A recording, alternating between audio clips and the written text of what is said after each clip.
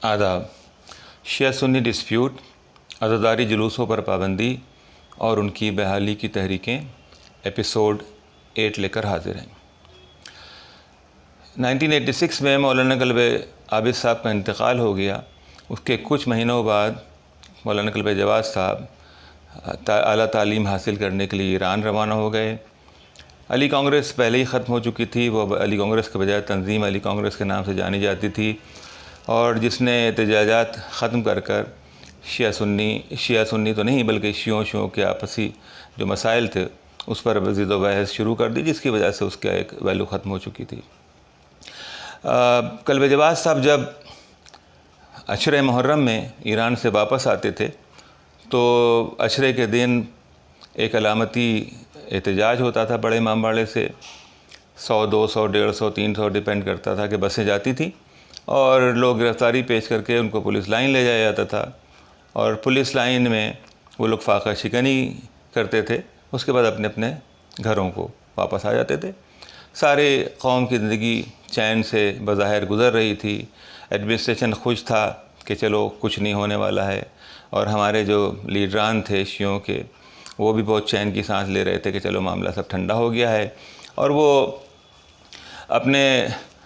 अपनी जगहों पर रवाना हो जाते थे। कोई लंदन, कोई अमेरिका, कोई बम्बई, कोई कलकत्ता, वो अपने कमाई पर निकल जाते थे। और जो यहाँ मकामी थे वो शिया सुन्नी बातें भड़का कर ये टेंशन को जारी रखते थे।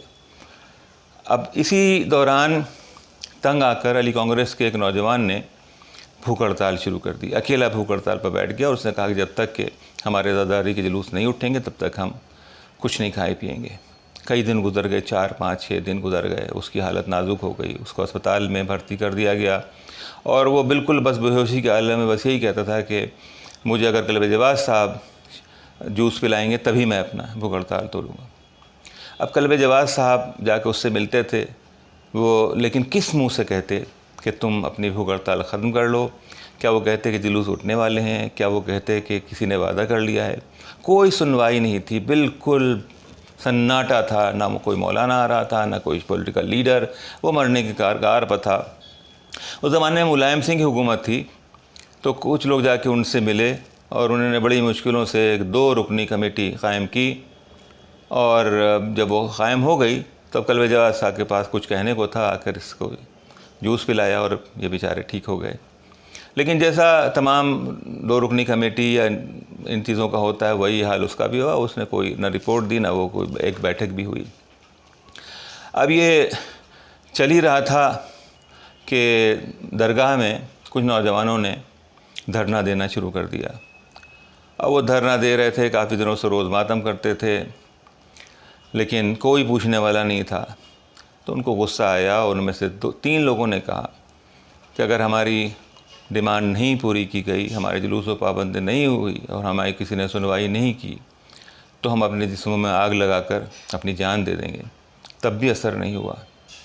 तो उनमें से 2 नौजवान ने एक दिन पुलिस की मौजूदगी में अपने जिस्मों पर तेल छिड़का और आग लगा दी, और वो बहुत बुरी तरह से जले। उनको मेडिकल कॉलेज लाया गया। अब ये उनका तीमारदारी चल ही रही थी कि रात के एक दूसरे हिस्से में एक तीसरे नौजवान ने, जो कि उनका दोस्त था, उसने भी आग लगा ली अपने जिस्म पर। तो तीनों शिया नौजवान मेडिकल कॉलेज में आके भर्ती हुए। कुछ शिया लीडरान उनसे मिलने गए, लेकिन वहाँ अवाम इतना ज़्यादा गुस्से में थे कि उन्होंने उनको एक तरह से धुतकार कर वापस कर दिया। लेकिन ज़ाहिर है ये अपना रोल तो उनको निभाना ही होता है। तो ये अपने घरों पर आ गए।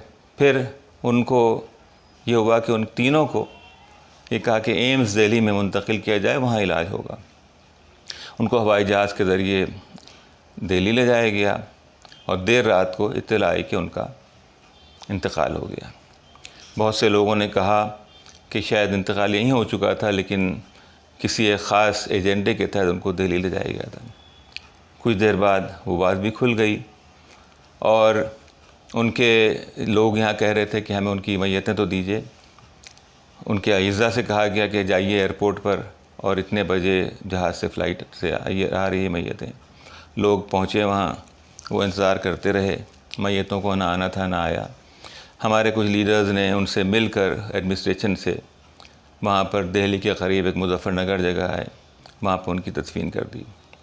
لوگ ایک بار پھر اپنی لیڈرشپ سے دھوکہ کھائے، لیکن وہ کیا کرتے؟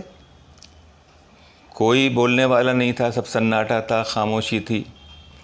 اور پھر وہی ہوا کہ خاندان اتحاد کا ایک شخص ڈاکٹر کلوے صادق صاحب کو بہت ہی غصہ آیا، بہت ہی افسوس ہوا، اور انہوں نے اعلان کیا کہ ہم اب کی بقرعید کے دن ایک بہت بڑا پروٹیسٹ کریں گے اور جلوس اٹھائیں گے۔ ایک طرح سے ہڑکم مچ گئی، کیونکہ اب تک تو بالکل خاموشی تھی، یہ کیا ہوا؟ اور پھر ان کو منانے کی کوشش کرنے لگ گئے اپنے لیڈرز وغیرہ کہ نہیں، ہم تو جلوس اٹھا کر رہیں گے۔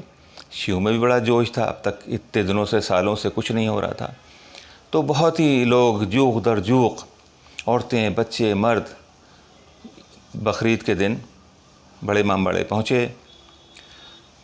کلبے جواز صاحب اس زمانے میں ظاہر ہے کہ ایران میں ہی تھے، تو وہ وہاں موجود نہیں تھے، تو کلبے صادق صاحب ہی مرحوم نماز پڑھاتے تھے بقرعید کی اور عید کی، اور یہ محرم سے کچھ ایک دو دن پہلے واپس آتے تھے لکھنؤ کلبے جواز صاحب۔ تو بہت زوردار جلسہ ہوا۔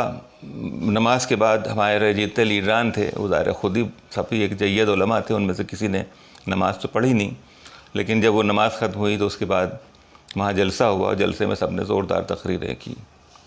اب آپ کو خود سمجھنا چاہیے کہ بڑے امام باڑے سے چھوٹے امام باڑے جلوس کا اعلان ہے، وہاں نہ کسی سنی کا گھر ہے، نہ کسی سنی کی مسجد ہے، نہ کسی کو اعتراض ہونے والا ہے، نہ وہاں پر مارکیٹ ہے۔ بس یہ تاثر ایڈمنسٹریشن کی طرف سے دیا گیا کہ ہم یہ جلوس نہیں اٹھنے دیں گے۔ اب یہ اٹھنے نہیں دیں گے تو اور جوشیوں میں آیا، بھائی ہم تو اٹھا کے رہیں گے، اور انہوں نے بیریکیڈنگ لگائی ہوئی تھی، اور لوگ آ کے اور جوش ہوا۔ کلبے صاحب نے کہا چاہے جان چلی جائے ہم جائیں گے، اور یہ لوگ بھی، مولانا حضرات بھی جو موجود تھے اس زمانے میں، انہوں نے بھی کہا ہم نکلیں گے۔ اب اندر سے سیٹنگ ہو گئی تھی کہ جوش رہے، ورنہ کہتے چلی جائیے تو چلے آئیے، کیا ہوتا؟ لیکن یہ تھا کہ بھائی ہم جلوس اٹھائیں گے اور وہ کہہ رہے ہیں نہیں اٹھنے دیں گے، تو اس میں ایک چیلنج کی سچویشن آ گئی تھی۔ وہی ہوا کہ ان لوگوں نے جب جلوس نکالا، پولیس نے بیریکیڈنگ کی تھی، دھکا مکی ہوا، پولیس نے گویا کہ جیسے کہ روک رہا ہو کرتے ہوئے آخر میں لوگ مجمع یہاں سے لے کر وہاں تک نکل گیا، خوشی مجمع کہ ہم جیت گئے۔ چھوٹے امام باڑے پہنچے، چھوٹے امام باڑے میں تقریریں ہوئیں کہ آج آپ کو کامیابی مل گئی، اتنا بڑا جلوس آپ ایڈمنسٹریشن کو ہرا کر واپس لے کے آ گئے۔ اور خیر تقریر کے بعد پھر معاملہ ختم ہو گیا، لیکن اس کا اثر یہ ہوا کہ وہاں جو احتجاج ہو رہا تھا درگاہ میں، وہ یہ چال تھی کہ ہم جوش دلا کر ختم کرا دیں گے وہاں پر کہ باپ نے تو اتنا بڑا کارنامہ کر دیا، اب آپ اس جلسے کو ختم کیجیے۔ لیکن وہ یہ ہوا کہ اب انجمنوں نے اپنے ہاتھ میں لے لیا۔ اب یہ ہوا کہ شہر کی ہر انجمن ایک 24 گھنٹے وہاں بیٹھتی تھی، وہاں ماتم کرتے تھے، اور وہاں پر اس میں ایک اور رونق آ گئی اور ولولہ اور جوش پھر سے آ گیا، اور یہ سلسلہ چلتا رہا۔ جو بقرعید سے کچھ دن پہلے جو لوگ کمائی پہ نکلتے تھے وہ اپنے لیے روانہ ہو گئے، لیکن ساتھ ساتھ چونکہ ٹینشن ہوا تھا تو ان لوگوں نے ایک بیان، ایک اپیل قوم کے نام لکھی، اور اس میں لکھا کہ ہم لوگوں کے جلوس پر پابندی ہے، ہم اس کے لیے کوشش کر رہے ہیں اور کرتے رہیں گے، لیکن ابھی مناسب موقع نہیں ہے، ٹینشن ہے، لہذا ہم لوگ ربیع الاول کے بعد ربیع الثانی میں آئیں گے جب، تو وہاں پہ اس زمانے میں لائحہ عمل طے کر کے نیا احتجاج شروع کیا جائے گا۔ اب مقصد یہ تھا کہ یہ لوگ سب ایک شہر سے دوسرے شہر، دوسرے ملک سے دوسرے ملک، تیسرے ملک چلے جاتے ہیں، اور ربیع الاول میں خوب ماشاءاللہ جیبیں اور پیٹ بھر کے واپس آتے تھے، تو اس لیے انہوں نے اسی حساب سے رکھا کہ اس کے بعد کون یاد رکھے گا، اور وہ دستخطیں کر کے چلے گئے۔ یہاں کے دو جو موجود رہتے تھے ان کو کہا کہ آپ کی ذمہ داری ہے جب کلبے جواز آئیں تو رسماً ان سے بھی کرا لیا، حالانکہ ان کی کوئی ویلیو تو ہے نہیں، اور وہ ان سے بھی دستخط کرا لیے گا۔ اب وہاں پہ دستخط کرانے جب کلبے جواز صاحب پہنچے، ان سے دستخط کرانے کا لکھا، ان کا کہ بھئی یہ امن کی اپیل ہے، تو مجھے امن سے تو کوئی پرہیز نہیں ہے، ظاہر ہے میں خود چاہوں گا کہ امن رہے، لیکن یہ جو اس میں لکھا ہے کہ ہم کوئی احتجاج نہیں کریں گے، تو اس پر تو ہم دستخط نہیں کریں گے، اس لیے کہ ہمارے والد کا بھی یہ تھا کہ اگر کوئی احتجاج کرتا تھا تو اس کی حمایت کرتے تھے، کبھی مخالفت نہیں کرتے تھے، اور نہ ہی میں مخالفت کروں گا، اس لیے اس پر میں دستخط نہیں کروں گا۔ اب یہ مصیبت بن گئی، ان کو یہ معلوم نہیں تھا کہ یہ کر دیں گے۔ کلب جواز صاحب سیدھے مشہور تھے، ان کو نہیں معلوم تھا کہ یہ کہہ دیں گے، نہیں، ان کا کچھ نہیں۔ وہ ہاتھ بہت ہی زیادہ ڈرا بھی رہے تھے، کہہ بھی رہے تھے، سمجھا بھی رہے تھے، نہیں کوئی سوال نہیں ہے، اگر صرف امن کی اپیل ہے تو میں کر دوں گا، لیکن یہ نہ ہو کہ ہم احتجاج نہیں کریں گے۔ کہ نہیں صاحب، وہ سب دستخط کر چکے ہیں، ان کی دستخطیں کیسے ہوں گی؟ یہ سب چلتا رہا، اور پھر کلب جواز صاحب نے کہا ٹھیک ہے اب تو میں جلسے میں بھی جا رہا ہوں، یہ کہہ کر وہ اس جلسے میں چلے گئے درگاہ کے۔ کلب جواز صاحب کا جانا تھا کہ اس جلسے میں ایک نیا ولولہ، نیا جوش پیدا ہو گیا، اور بہت مجمع ہوا۔ انہوں نے بھی یہی بات کہی کہ مجھ سے دستخط کرنے کو کہہ رہے ہیں، لیکن میں دستخط نہیں کروں گا، اور جو بھی احتجاج کرے گا میں اس کے ساتھ ہوں، اور اس احتجاج کے بھی میں ساتھ ہوں، اور میں ان کو دعائیں دیتا ہوں، اور جو بیچارے شہید ہو گئے ہیں 3، ان کے لیے انہوں نے بڑے اچھے کلمات استعمال کیے۔ بہرحال جب واپس آئے گھر پر تو ایڈمنسٹریشن کی لائن لگی تھی، کالی اور سفید گاڑیاں کھڑی ہوئی۔ جواز صاحب دستخط کا ہے کہ بھائی آپ وعدہ کر رہے ہیں، کچھ بات چیت شروع ہوئی ہے، کس لیے میں کر دوں کہ احتجاج نہیں ہوگا؟ احتجاج کا ہمارا حق ہے، عشرے کے دن، ان کا یہ کہا تھا عشرے کے دن کو چھوڑ کے اور کوئی احتجاج نہیں ہوگا۔ ان کا یہ نہیں ہو سکتا۔ اب یہ باتیں ہو رہی تھیں کہ اس کے انہوں نے پر دستخط نہیں کیا انہوں نے، اور وہ لوگ پریشان رہے۔ پھر انجمن رضاکاران حسینی نے، جو کہ جلوس اٹھاتی تھی RRRL کا، اور جو کہ جس پر پابندی تھی، انہوں نے اعلان کر دیا کہ اب ہم یہ جلوس اٹھائیں گے۔ ایک نیا مسئلہ کھڑا ہو گیا، یہ تو جواز صاحب نے شروع کروایا ہوگا، ان کو بھڑکایا ہوگا، اس لیے کہ اس کا صدر وہی ہیں، لیکن وہاں کے انجمن کے عہدیداران کو جوش تھا اور اچھی بات تھی، انہیں اعلان کر دیا۔ اب ان سے لوگ ملنے شروع ہو گئے، ان پر دباؤ، ان کا نہیں کچھ نہیں ہوگا۔ تو بہرحال بڑی کوششیں کی، تو آخر انہوں نے کہا کہ ٹھیک ہے، نہیں ہم احتجاج کریں گے، صرف ہم 14 آدمیوں کی گرفتاری دیں گے۔ تو اب جو مولانا حضرات لکھنؤ میں کہا نہیں صاحب 14 بھی نہیں دیں گے، 14 بھی گرفتاری ہے، کوئی گرفتاری ہوگی نہیں۔ تو جواز صاحب نے کہا نہیں گرفتاری تو اب ہوگی، انجمن نے کہا ہے اور گرفتاری ہوگی۔ تو اپنی مجلسوں سے ان لوگوں نے کہنا شروع کیا کہ یہ فساد پھیلانا چاہتے ہیں کلب جواز صاحب، اور اچھا خاصا ماحول چل رہا ہے، دیکھیے آپ لوگ اپنے اپنے گھروں میں کر رہے ہیں، آپ کو کچھ چیز کو پریشانی ہے۔ عوام ظاہر پریشان تھے، تو لیکن انہوں نے کوئی جواب نہیں دیا۔ اور ایک صاحب نے اپنی ایک محل تھا، اس سے اعلان کیا کہ کوئی احتجاج نہیں ہوگا، اور میں حکم دیتا ہوں کوئی نہ جائے، اور آپ سب کی سنیے ایک کی نہ سنیے۔ یہ بہت ان کا تاریخی جملہ ہے، سب کی سنیے ایک کی نہ سنیے، اس لیے کہ ایک نے اعلان کیا ہے، اور میں خود آؤں گا اور روکوں گا، دیکھیں کس میں ہمت ہے کہ وہاں سے احتجاجی گرفتاری کر سکتا ہے۔ اب یہ ہوا، اس کے بعد وہاں پر مجمع اور بڑھ گیا کہ بھئی یہ کون آنے والا ہے، یہ آئیں گے تو روکیں، کیسے روکیں گے؟ بہرحال مجلس ہوئی 8 محرم کی، کلب جواز صاحب نے مجلس پڑھنا شروع کی، انہوں نے بڑی احتجاجی مجلس پڑھی، اور یہ قبلہ بھی تشریف لائے، اور تخت کھڑے کیے گئے تھے، ہم بھی اس زمانے میں تھے، تخت پر کھڑے ہوئے، جس پر ایڈمنسٹریشن کے لوگ سب پولیس والے کھڑے ہو کے دیکھتے ہیں، تو اتفاق سے ہم بھی اوپر تخت پہ پہنچ گیا، تو دیکھا کہ سائیڈ میں سادی وردی میں کالے کپڑے پہنے ہوئے کم سے کم 200 کی بٹالین ادھر تھی، پھر باقی ادھر پولیس تھی، اور پیچھے پیچھے۔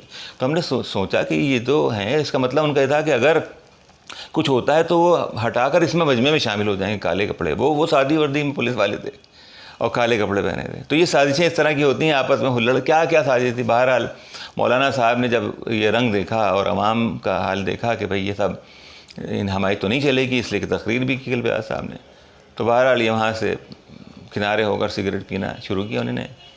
14 آدمیوں نے گرفتاری پیش کی، کیونکہ وہی اعلان تھا، اور ان کو لے جایا گیا، اور اس کے بعد دوسرے دن ان کو چھوڑ دیا گیا۔ عشرے کے دن احتجاج ہوا جیسا ہوتا تھا۔ اب یہ تو ہو گیا، اس کے بعد بہت زبردست موڑ لینے والا ہے احتجاج۔ اس میں بخاری صاحب کو بلایا جائے گا، بخاری صاحب آئیں گے تو ان کی کون کون مخالفت کرتا ہے، پھر بخاری صاحب کیا چیلنج دے کے جاتے ہیں، اور پھر ان کو کیسے گرفتار کیا جاتا ہے۔ کلب جواز صاحب بھی گرفتار ہوئے، پھر اس کے بعد ودھان سبھا کا گھیراؤ اتنا بڑا پہلی بار کیسے ہوتا ہے، وہ ہم آپ کو اگلی قسط میں بتائیں گے۔ خدا حافظ۔